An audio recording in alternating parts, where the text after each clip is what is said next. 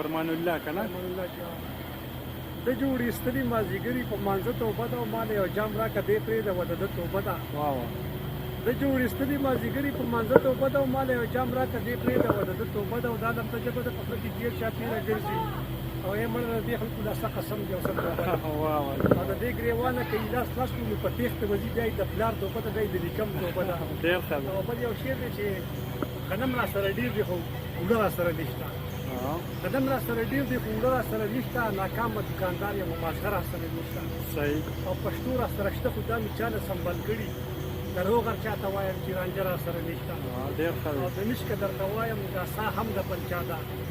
د نشکه درته وایم دا سا هم د بلچا ده په پښتو خو ته څه وغواړه چې څه را سره نشته واه واه واه یو بل یو مثل ته یم ته زموږ دوه دی وایه وایه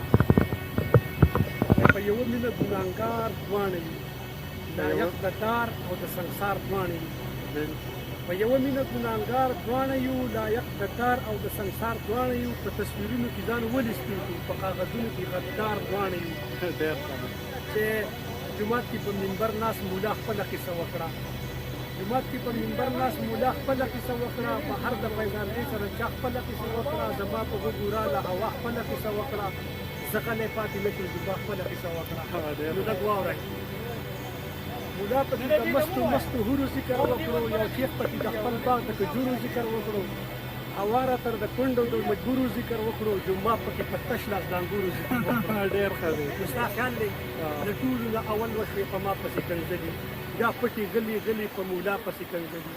سپورو زلفو ښکل وکړې په هوا پسې کنځلي خو یو دی لیونې ونه کړې چا پسې کنځلي فرمان الله. یو زه پکې د امن او د مینې په مسلک یم د عدم تشدد په فلسفه باندې خطلک یم